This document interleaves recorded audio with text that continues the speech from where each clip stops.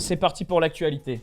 Alors, on commence avec Solana qui cible le 15 avril pour commencer à corriger des problèmes sur son protocole. Alors, vous le savez, hein, on en a beaucoup parlé. Il y a pas mal de transactions qui ne passent pas. Bon, il commence à patcher. C'est-à-dire qu'il y a plusieurs trucs qui vont arriver. Déjà, pour vous donner le contexte, si vous voulez, Solana, c'est un protocole qui change beaucoup. Solana, c'est un protocole qui change énormément. En fait, vous voyez, Bitcoin, ça change peu. Ethereum, ça change de temps en temps. Solana, ça change beaucoup. Où ils vont changer des sous-protocoles dans le protocole, des trucs comme ça. En l'occurrence, pour le protocole de communication, ils sont passés du protocole UDP, je crois, au protocole Quick de Google, qui est un protocole fait pour beaucoup de transactions, de la basse latence, etc., etc. Ceux qui font un petit peu d'ingénierie réseau ou qui s'intéressent au réseau de manière générale savent de quoi il s'agit. Et en fait, Quick, c'est un bon protocole, mais c'est un protocole qui n'est pas adapté pour un consensus blockchain. Donc, ils sont en train de modifier le protocole Quick de Google pour l'adapter spécifiquement aux besoins de Solana. C'est pour ça que ça va se passer progressivement. Donc, il y a ces premières choses qui vont arriver. Deuxième chose, je l'ai noté où? L'introduction d'une nouvelle version de l'ordonnanceur de transactions ou le Transaction Scheduler qui va arriver avec la prochaine mise à jour logicielle et qui devrait permettre de mieux gérer tout ça. Voilà, donc ça va patcher des trucs, s'il y aura du mieux, il y aura potentiellement un problème qui sera réglé à l'instant T. Donc les gens diront ouais c'est bien et puis peut-être que de nouveaux problèmes arriveront plus tard. Mais en fait ils bossent activement dessus. Donc c'est pour ça que j'ai pris la peine sur cet article. Vous laissez deux liens qui est déjà le blog officiel de Solana qui explique tout ça. Des optimisations à faire. Mais aussi ça c'est plutôt pour les développeurs mais je vais vous expliquer pourquoi j'ai trouvé intéressant d'en parler. En fait vous voyez sur Ethereum vous payez avec du gaz. Sur Bitcoin vous payez avec des Satoshi par bloc. Sur Solana, on ne parle pas de gaz en réalité, on parle de compute units. Et donc, il y a des règles au niveau de ce compute unit. C'est-à-dire qu'actuellement, sur Solana, je vais zoomer un petit coup, vous avez 48 millions de compute units. Une simple transaction d'un point A à un point B sur Solana, c'est 300 compute units. Sauf que tout n'est pas que simple transaction, minter un NFT, swapper un jeton, bridger, tout ce que tu veux. Ça ne consomme pas la même chose. Donc c'est pour ça qu'en fait, il y a toujours ce débat de « oui, mais ils nous ont promis 60 000 transactions par seconde. Maintenant, théoriquement, on sera à 80 000 transactions par seconde. Mais dans les faits, il n'y en a que quelques centaines. Parce que c'est une question de complexité des transactions, tout simplement. Donc il faut savoir qu'une application à elle seule ne peut pas consommer toute la bande passante de Solana. Il faudrait que 4 applications consomment plein bille la bande passante pour pouvoir consommer toute la bande passante, puisque une application est limitée à 12 millions de compute units et on en a 48. 48 divisé par 12, ça fait 4. Vous avez capté le principe. Voilà comment ça se passe. Donc, ces unités de compute unit, elles sont définies directement dans le protocole. On pourrait très bien avoir un hard fork du protocole Solana, donc une mise à jour de Solana qui changerait tout ça. Voilà, c'est la même chose sur Ethereum. Pour les petits curieux, vous tapez Ethereum Gas Limit, Etherscan. Je vous l'explique assez souvent ça, mais je sais que c'est un concept qui n'est pas forcément clair pour tout le monde. Et vous voyez que cette Gas Limit, elle a évolué dans le temps. Et que depuis la mise à jour EIP 1559 auquel Abdel a participé, le Gas Limit est fixé à 30 millions. Ce Gas Limit pourra être fixé à quelque chose de plus haut. C'est juste qu'Ethereum a choisi de mettre un Gas Limit bas pour être sûr que dans le pire des cas, même s'il y a énormément de transactions sur le réseau et énormément de complexité exécutée, le réseau ne bug pas, n'implose pas. C'est un choix technique. Solana a choisi d'être un petit peu plus agressif au niveau de ce choix technique pour pouvoir doser justement. Donc c'est juste des choix techniques. Donc espérons du mieux à partir du 15 avril. Donc si vous écoutez la rediffusion sur YouTube, ce sera probablement déjà le cas. Et il faudra surveiller du coup ce qui se dit un petit peu sur les réseaux sociaux. Ensuite, on va parler du coup d'Eigenlayer, ce que je vous disais tout à l'heure, Eigenlayer qui lance son mainnet et qui dévoile son premier AVS. Donc c'est important de comprendre ces notions-là parce que là c'est pareil, les gens ne comprennent pas, on leur dit juste restaking, il y a du yield, il y a du rendement, mais ils ne comprennent pas le sous-jacent d'Eigenlayer, à quoi ça sert. Donc le sous-jacent d'Eigenlayer, c'est de justement proposer un réseau de validateurs pour des services. Donc en gros, tu vas avoir des projets de crypto-monnaie dédiés à Eigenlayer ou alors qui bossent avec Eigenlayer et ils vont servir à sécuriser d'autres réseaux. On a EigenDA qui est un Data Availability Layer proposé par Eigenlayer qui est justement une couche sécurisée par, on va dire, l'économie d'Ethereum parce que c'est sécurisé par les Ethers mais qui fonctionne en parallèle d'Ethereum. Ensuite, on en a d'autres. Je ne les connais pas tous et c'est pour ça qu'on fera un live dédié à ce sujet. Mais par exemple, on peut voir que Hyperlane, qui est un bridge, qui est un protocole de bridging, aimerait pouvoir sécuriser la communication des bridges avec justement EigenLayer. Espresso, c'est un réseau de séquenceurs décentralisés. Donc ça servirait par exemple à des roll-ups qui sont aujourd'hui critiqués parce que centralisés. Et ben ça permettrait d'avoir un réseau de validateurs pour différents roll-ups. Altlayer, eux, ils proposent ce qu'ils appellent des restake roll-up, c'est-à-dire la possibilité de créer un layer 2 ou un layer 3 ou peu importe sur une stack technique type zk-sync, Starknet, Optimism, etc. Bref, avec la sécurité d'Ethereum toujours, mais aussi avec d'autres petites fonctionnalités sympas comme la possibilité par exemple d'avoir des blocs courts et d'autres. Bref, donc en fait vous avez différents services de crypto-monnaie qui se serviront de la sécurité d'Ethereum ou qui pourront servir aussi de coprocesseur à Ethereum. Je pense par exemple à, non c'est pas Lagrange, il n'est pas listé ici. Je crois qu'il est listé là-dedans. Voilà, Brevis, c'est un coprocesseur. Donc, un coprocesseur ZK, c'est quoi? C'est un service qui va te permettre de faire des choses, par exemple sur Ethereum, que tu ne pourrais pas faire nativement sur Ethereum. Je te donne un exemple. Sur Ethereum, tu as des transactions. Tu as des nouveaux blocs, des transactions, voilà. Donc, on change d'état à chaque fois. On dit, bon, bah voilà, au 30 avril, Capet, il avait tant d'Ether. Et puis, au 5 juin, il en a tant, etc. etc. Et donc, il y a ces changements d'état, ils se font régulièrement de bloc à bloc, mais en fait, c'est compliqué c'est compliqué pour une application sur Ethereum de pouvoir remonter tout l'historique d'Ethereum et d'avoir accès à une information précise du type, bon bah du coup Capet, le 30 avril 2021, qu'est-ce qu'il a fait comme transaction, ou qu'est-ce qu'il a fait de telle date à telle date, etc., etc. Parce que ça nécessiterait encore une fois beaucoup de computing et donc beaucoup de gaz. Et donc, c'est un acte qui coûterait extrêmement cher. Ce que font des projets comme Brevis, Axiom, etc., etc., c'est qu'ils vont effectuer cette tâche complexe en parallèle d'Ethereum. Et là où ça devient très intéressant avec EigenLayer, c'est que du coup, ça fonctionne en parallèle d'Ethereum. Donc, c'est pour ça qu'on parle de coprocesseur, c'est que ça processe en copilote d'Ethereum, mais grâce à EigenLayer, ça profite de la sécurité économique d'Ethereum parce que il y a des Ethers, il y a des Ethers stakés, il y a des Ethers restakés, etc., etc. Donc en fait, EigenLayer, pourquoi c'est ultra bullish à mon sens, j'ai rien à vous vendre, de toute façon le jeton n'est pas disponible, c'est que c'est un peu la même logique que Polygon ou Avel qui sortira, c'est moi je cherche pas à faire un layer 1 alternatif. Potentiellement, je vais aider d'autres layer 1 alternatifs, d'autres roll-up, etc. Mais comment je peux apporter plus de valeur à Ether?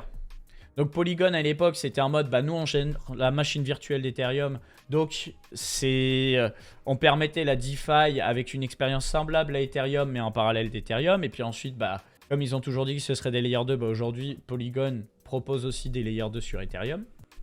Et bah EigenLayer, eux, ils se sont concentrés sur j'ai la sécurité économique d'Ethereum, comment je peux aider plein de services à profiter de cette sécurité économique d'Ethereum. Et pour que ces services soient motivés à venir à bosser avec moi, EigenLayer, et ben, comment je les motive, au-delà de l'aspect idéologique, eh bien, je leur dis qu'il y a des gens qui vont toucher un yield, voilà, supérieur à Ethereum. Donc en fait, c'est vraiment un circuit qui est virtueux sur le papier. Je trouve ça absolument exceptionnel, ce qui se passe sur ce marché. La SEC va attaquer Uniswap en justice. Donc pourquoi on dit va attaquer? Oui, ils vont attaquer. C'est qu'ils ont reçu ce qu'ils appellent une Wells Notice. Donc c'est une information qui va leur dire bon bah bientôt on va vous attaquer. Et là en l'occurrence le sujet c'est de dire bon bah vous avez permis le trading de securities. Et du coup bah comme derrière Uniswap tu as une application décentralisée sur Ethereum, effectivement, mais tu as aussi plein de points centralisés. Tu as les développeurs qui touchent de l'argent. Tu as une entreprise, je crois, basée aux US. Tu as un site web, le site web d'Uniswap, qui est accessible via un nom de domaine. Une application qui est accessible là aussi via un nom de domaine. Tu as un portefeuille comme MetaMask, etc. En fait, ce qui se passe, c'est que si le connecteur du portefeuille bug, il y a un souci. Et après, bon bah voilà, c'est aussi histoire de faire chier, de dire bon bah voilà, il y a des gens qui se prennent la tête à créer des entreprises, se rapprocher du régulateur, être régulé, etc., etc. Toi, tu régules pas. Enfin, pas toi, tu régules pas, mais toi, en gros, tu arrives, tu lances une application sur un site web, etc. Et puis tu rafles le marché. C'est pas normal, il faut que tu te mettes en conformité. Et du coup, bah, ce que répond de manière totalement juste Uniswap, c'est oui, non, mais d'accord, mais moi, tu me dis, je ne me mets pas en conformité, mais dis-moi noir sur blanc comment je me mets en conformité. C'est-à-dire, moi, en tant que développeur, qu'est-ce qu'il faut que je fasse? Mon entreprise, qu'est-ce qu'il faut qu'elle fasse? Quel actif je peux lister et quel actif je peux pas lister pour mettre une charte de bonne conduite de listing sur mon application? Vous nous donnez pas ces informations et vous nous attaquez en justice. Et c'est la même chose que quand ils s'attaquent à Coinbase. Moi, ce que je pense, c'est que là aussi, c'est vertueux. C'est que le régulateur, il y va peut-être trop fort, mais il est en mode, bon bah maintenant, tu sais ce que j'ai à te reprocher, fais le nécessaire. Dans le pire des cas, moi je suis le régulateur, donc moi je m'en fous en fait. Toi, tu vas devoir te justifier, et puis au pire, moi en tant que régulateur, je vais avoir un peu raison. On se serre la main, vous nous donnez du fric, et hop, c'est de l'argent qui tombe dans les caisses des États-Unis d'Amérique, donc c'est parfait. Next, le leader de MarginFi, qui est un protocole DeFi sur Solana, démissionne suite à un conflit d'intérêts. Donc il a fait un communiqué où il nous explique que, en gros, voilà, il n'est pas très en phase avec le reste de l'équipe, sans trop nous donner de détails. Il se justifie en disant que lui, c'est pas l'argent qui l'intéresse, c'est avant tout de créer des produits qui sont cool et qui servent à l'humanité. Moi, je pense que c'est vrai. Il y a beaucoup de développeurs qui pensent comme ça. Avoir des sous, c'est bien, mais que le mec ait 100 000 ou 10 millions sur son compte, ça lui fait mi-chaud, mi-froid. D'ailleurs, il l'explique dans d'autres tweets. Apparemment, il est quasiment broke. Hein. Mais bon, ça, après, c'est son problème, hein, franchement. Donc, le premier épisode, c'est ça, c'est qu'il se casse en tant que leader. Ensuite, il pète un peu son cap sur les réseaux sociaux, en mode, ouais, il y en a un, il lui dit, alors du coup, le token, c'est quand? Du coup, pas de jetons, du coup, les gens sont un petit peu dégoûtés. Lui, il était en mode, on allait annoncer des trucs, mais en fait, voilà, maintenant, j'en ai plus rien à cirer, c'est plus mon problème. Donc, c'est un petit peu mal poli, tu vois. On allait annoncer pas mal de merde, mais je crois qu'il dit I don't fucking care, un truc comme ça. I don't fucking give a fuck. Voilà, en gros, j'en ai rien à secouer. Et ça a été mal pris. Donc, le petit pétage de câble a fait qu'il y a plein de gens qui se sont déconnectés de l'application, qui ont sorti des fonds et tout. Mais en fait, quelques jours après, il y a plein de gens qui ont remis de l'argent là-bas. Et puis, Edgar s'est calmé pour dire bon, au final, voilà. Moi, je vais continuer de travailler sur Internet, je vais continuer de travailler sur le protocole Solana et j'imagine que je continuerai de contribuer à MarginFi de l'extérieur. De toute façon, MarginFi a toujours souhaité être progressivement décentralisé, donc j'imagine que pour que ce soit progressivement décentralisé, il va y avoir un token. C'est juste que peut-être qu'ils ne se sont pas mis d'accord sur le comment. Ouais, il y a des points MarginFi en vente, pas des tokens. Ok, merci beaucoup. Merci beaucoup pour la précision. On va parler maintenant de réglementation MiCA. Je sais, c'est pas un des sujets les plus rigolos, mais on va en parler quand même. La réglementation MiCA, elle va se faire en plusieurs étapes. La première étape, elle va être dédiée au stablecoin et ça va être mis en application à partir du 30 juin. Bon, en gros, la réglementation MiCA, qui est une réglementation européenne, mais qui servira de support pour une réglementation mondiale des crypto-monnaies, elle dit quoi? Elle dit que les stablecoins non régulés, ça va être finito sur les exchanges régulés. Donc, tout ce qui va être exchange, PSAN en France, BaFin en Allemagne, FCA en Angleterre, même si bon, l'Angleterre, après le Brexit, fait plus partie de l'espace européen. Vous voyez ce que je veux dire, c'est tu as un régulateur pour chaque pays. Pour le moment, bah, il y a généralement une licence pour chaque pays. Et l'idée, c'est qu'avec MiCA, on ait un truc beaucoup plus homogène, ce qui va faciliter grandement les choses. Pourquoi ça va faciliter les choses? Parce que tu as plein d'exchanges qui ont moins de budget ou qui se sont moins spécialisés sur le marché européen, qui vont pouvoir débarquer d'un coup et ça va faire une concurrence absolument vertueuse. Donc je suis très impatient de voir ça du côté des exchanges. Par contre, en revanche, Tether est une crypto-monnaie non régulée. Donc ce qui va se passer, c'est que toutes les paires en USDT vont disparaître des exchanges régulés. Je parle pour la France par exemple, vous tapez liste PSAN, vous allez sur le site de l'autorité des marchés financiers, vous descendez un petit peu. Je crois que c'est celui-là. Non, pardon. Liste des PSAN enregistrés, pardon, faut descendre tout en bas. Là, vous avez toutes les entreprises, on en compte donc presque une centaine. Hein. Ah, ça avance. Hein. Ah, ça s'active. Putain, plus d'une centaine. Chapeau, mais bon, on n'a pas de nouvelles depuis décembre 2023. Donc là, ça fait 4 mois qu'il n'y a pas un PSAN. 4 mois qu'il n'y a pas un PSAN. Warren au buffet dans le chat qui me dit prendre les pires décisions. Alors je sais que Tether c'est bien parce que c'est le plus gros stablecoin, qu'il est listé partout et que ça va être un peu chiant, mais je te rappelle quand même que Tether, niveau transparence, c'est bien, mais c'est pas optimal. Et que si l'USDT se pète la gueule et dépègue pour une raison X ou Y, tout le monde bouffe. Donc en fait, les régulateurs européens ne veulent pas porter cette responsabilité. Tout ce qu'a à faire Tether, c'est dire bah, je deviens... comme une banque ou un établissement de monnaie électronique agrémenté, ce qu'on appelle, voilà, établissement de monnaie électronique, agrément EME, établissement de monnaie électronique. Donc, ça veut dire une mise en conformité pour être du même niveau que des banques. Et donc ça veut dire que en cas de problème, en cas de faillite, des entreprises derrière, il y a plein de solutions qui s'activent pour paniquer les partenaires commerciaux de Tether, paniquer les utilisateurs, etc., etc. Donc en fait, il y a du négatif à court moyen terme et il y a du positif. Par contre, là où c'est effectivement à contre-courant et ça ouvre le débat, ça je suis d'accord avec toi, c'est que là, vous avez des USDT. À partir du 30 juin, il n'y a plus d'USDT sur les exchanges centralisés. Qu'est-ce que vous allez faire?